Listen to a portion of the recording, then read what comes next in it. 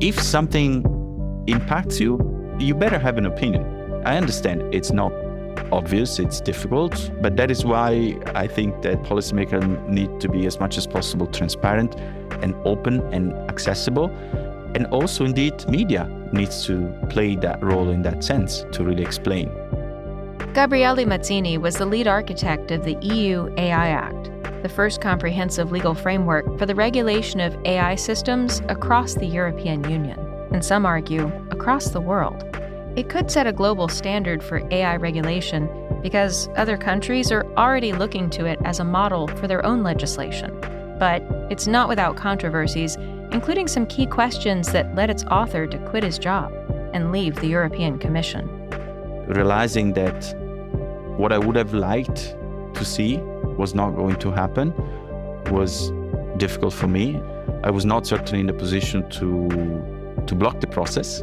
So then the only thing I could do is essentially to step back. I'm Jennifer Strong, and this is Shift.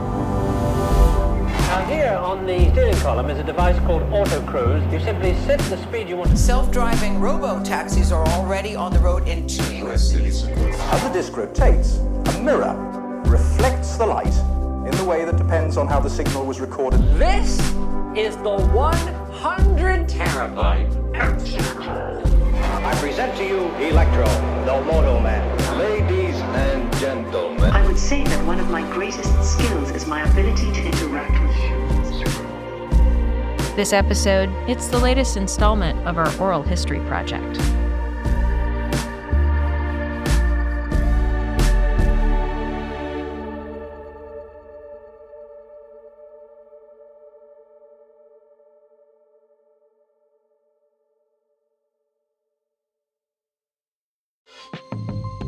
How do you collaborate with AI?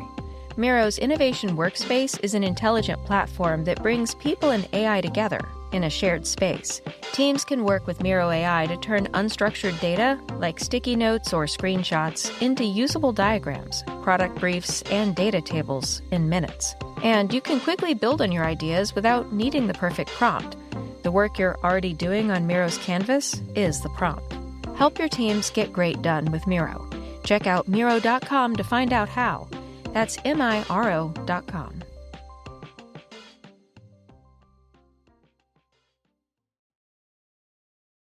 From Zuckerman Spader. For 5 decades, Zuckerman Spader has been a leading litigation firm trusted by in-house and outside counsel, businesses, and individuals. With offices in Washington, Baltimore, New York, and Tampa, Zuckerman Spader serves clients throughout the country and around the world in high-stakes disputes, enforcement matters, investigations, and at trial. When the lawyer you choose matters most. Online at Zuckerman.com.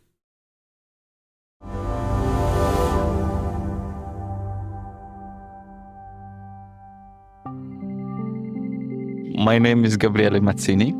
I am an MIT Connection Science Fellow and research affiliate at the Media Lab. So my role as the architect of the EU AI Act was to design the very first concept of the law, of the EU AI Act, and to be the lead author. So essentially, I was leading a small team of colleagues drafting the actual law. So one thing is the conception phase, and one thing is actually transforming those ideas and concepts into a fully fledged legal framework. And then I was also accompanying the process throughout the negotiation. Dealing with this project was like dealing with something that people were looking from very different angles. So AI regulation meant very different things for many different people. And I think my job was to ensure a coherence. And that was very complex, but also very challenging and very rewarding, because indeed I could actually try to encompass all these points of view. I think that was a privilege. Certainly not an easy task. Luckily, in a way, I was not constantly exposed. So that's sometimes a bit an advantage of working in a public administration, because as you actually do this hard work of kind of looking at a lot of technical details, you need a little bit of space to focus on. And I think I had that space, especially, the conception stage. Then when the proposal was out and there was actual, negotiations going on, and, the two arms of the co-legislator, the parliament and the council, were actually also working on the text, that became much more of a public process. But I think it was very useful for me to have quite a lot of time to also really start to think through the issues, so that when it became to confront public debate, I was also ready. I think what I learned along the way is that I would say less is more. So it's very important to be specific about what you want to achieve. And it's very important to, see this whole process as something that, in a way, it's also just a one step in one direction, and not, expect that everything should be solved right away. So that's maybe kind of the feeling I have today. This was a long process, and I wish in some respects that indeed we had a bit taken more time perhaps on certain things, because indeed the law is not something that it should be there forever or it should not be changed. Certainly it's something that already puts the stick on the sand somehow. So it already has an impact. And I think when you deal with something that is so changing and also so impactful, both in terms of the risks that you generate, but also the opportunities it can generate, is important, in my view, to make sure that you do the right step at the right moment, and based on the evidence you have. I would certainly have a smaller or narrower scope of the AI Act. I mean, that actually was my very, very initial idea, was essentially to use the AI Act as a tool to essentially create an overall governance framework around AI. So creating the institutions, the tools, the mechanisms, but essentially apply that system only to a narrow set of applications and see how that system would work and develop, as opposed to have a broad scope of application, which inevitably leads to a bigger impact. In a way, it makes feel we are more protected because we have all these rules for all these applications. But on the other hand, it also makes, especially from a European perspective, makes development in all those applications more complex. So, and I think in Europe, we had a huge advantage compared to other jurisdictions, which is the fact that we have already quite a number of legal frameworks that directly or indirectly apply to technology. Started from privacy legislation, which is not something that, for instance, you have in the US at federal level. So I think the fact that we already had a number of legislation there would have suggested, in my view, to have a more narrow scope of application. Because indeed, you can always expand it later. But if you start with a fairly expansive point of view, then the impact is going to be already there. It may be more difficult to actually also narrow it down. People need to really become familiar with policymaking. People need to engage with policymaking. Policymaking is not, flawless process. It's not a perfectly functioning process. It's done by people that have also their limitations and shortcomings. They're doing their best. And policymakers, so sometimes you think, policymakers are the experts, but not necessarily. So I think it's very important, especially when it comes to regulating something like AI that impacts our daily life, that people try as much as possible to have a nuanced understanding themselves of the issues that the policymakers are confronted with. So policymakers have to do a balancing exercise all the time, have to do trade-offs. But sometimes these trade-offs are also the same that we as citizens do every day, because we actually use the technology. So I think the message I'd like people to hear is that I think it's important that you kind of really engage, you understand what, the impact that policymaking is in your life. As a business owner, as a consumer, as a social media user, it's about you. I'm very proud about the fact that I think we were the first in the world to sort of launch this process. I think back in 2017, when I really started thinking about the intersection between AI and new law, I think I felt very lonely somehow. And then when we actually started moving into action, we say, oh, actually, we can move forward towards an actual binding framework, we were still front runners. So this is something I'm quite proud of, because this is one of the very few laws, I think, that start from scratch. So I basically had a blank page and I said, okay, where do I start from?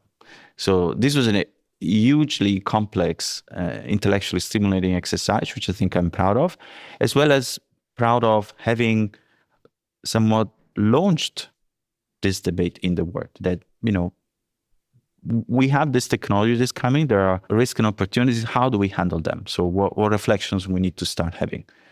In terms of concerns, I'm a bit concerned about the implementation phase going forward. I think it's going to be very complex. And I think, indeed, one of the promises of this legislation was not only to avoid and mitigating risks, but also enable innovation. And I think if you have a very complex legal framework, it may be difficult to make sure that companies can still develop solutions. Certain companies will be able to do better than others, simply because they're more resourced. And in Europe, we don't have a lot of big companies in that sense. So I think, in my view, there is a concern around implementation, which ultimately also impact productivity in our region particularly. I think, indeed, this complexity, this risk of not being sufficiently supportive for startups, some of the criticism maybe was already since the beginning was this horizontal approach. So there were sectors that were a bit concerned about the fact that they had to deal with this rather comprehensive legislation that would impact several sectors at the same time. And I think this is certainly a complexity that was there since the beginning, that we have tried to unpack as much as possible by injecting a number of elements to facilitate somewhat the interaction between this comprehensive horizontal framework and sectoral legislation. But I still kept hearing, complaints around that. But that's indeed a question that for which implementation will be key, as well as other complaints were around the overlaps between this legislation and other existing legislation, like, for instance, privacy. So I think conceptually, I was aware of this problem since the beginning, and I think I've tried to sort of honor the mandate to have a horizontal legislation while making sure that this will be workable. But I think as we kept moving in the process, these elements or these considerations, in my view, have not been sufficiently considered. Now more than ever, organizations need to unleash the potential and the power of their people and AI. Miro's Innovation Workspace is a faster way for teams to turn good ideas into great results. It helps teams accelerate through the full innovation cycle, helping them get from idea to outcome faster. It saves time, it's easy to use, and it's actually fun. For a podcast like mine, we can use it for road mapping.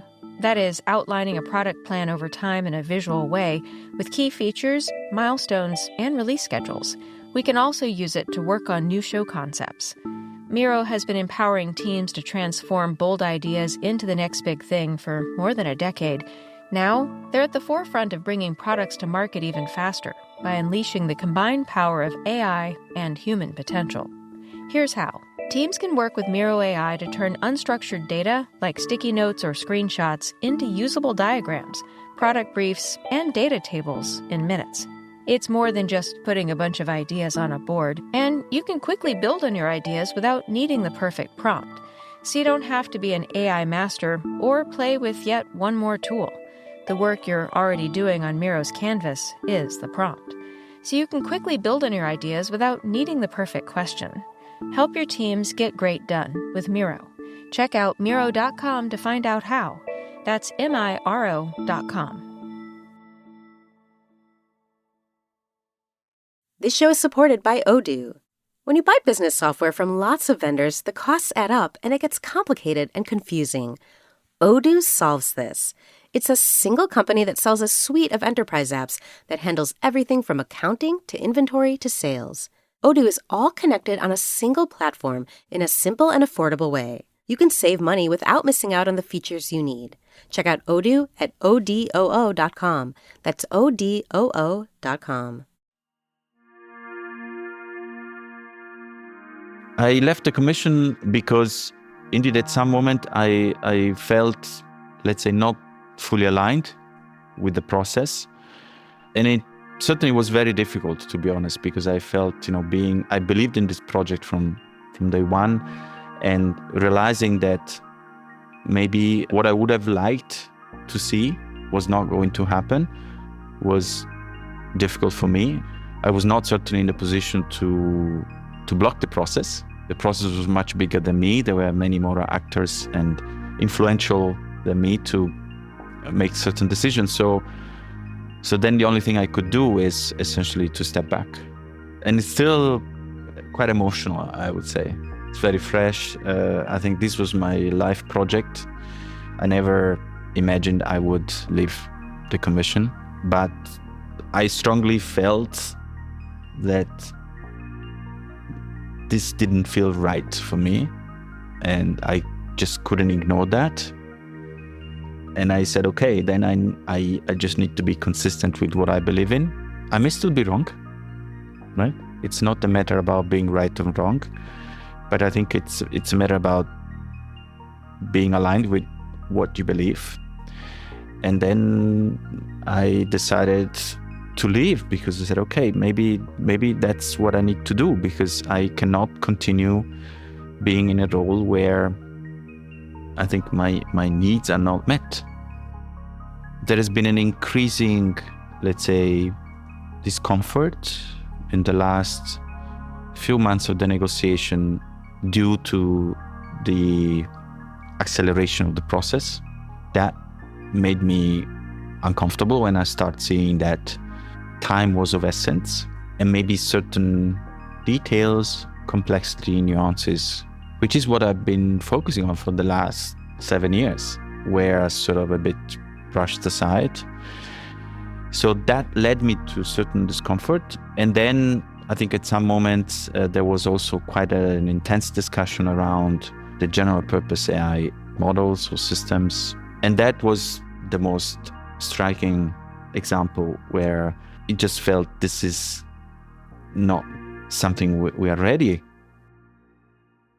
Personally, I was not against any regulation, but I felt very confused in that process around discussions around existential risks and discussions around generative AI being primarily a matter of big tech, but at the same time also being still an immature market with lots of players, including, open source providers and researchers. So I felt I didn't have enough understanding of what was going on. And this is what I always believed on, that you must have some information, evidence on what you're trying to regulate before doing that. So I personally didn't feel I had that. Then moving forward was, for me, indeed, sort of, and I may be wrong. I'm not saying I'm right. Ultimately, the decision was made and was made on the basis of certain considerations. But I personally felt I'm just not comfortable with this. Sometimes, your regulators may want to be preventative in some respects, right? So some regulators may decide to rather be sure that certain things don't happen. So this is also a legitimate exercise. I'm more a believer of, because the job of the regulator is to monitor what's happening and intervene if needed. So I believe in that. And therefore, I believe that you regulate only what you know, including potentially, a principle like precautionary principle. But so you need to have evidence, elements that suggest how to handle also problems you may not have today, but you anticipate may have in the future. So that is part of the normal process. But it still requires some degree of understanding and of evidence.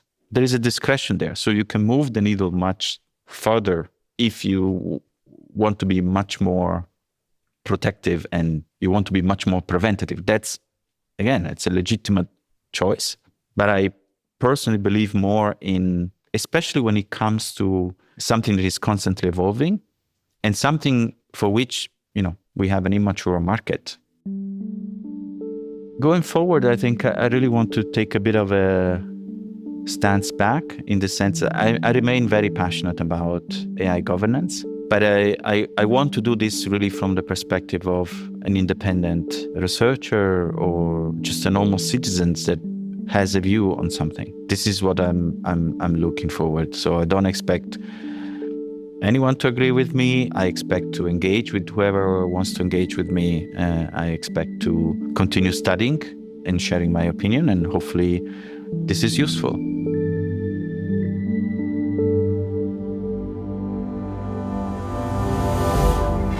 This episode was produced by me and Emma Cillekens and mixed by Garret Lang, with original music from him and Jacob Gorski.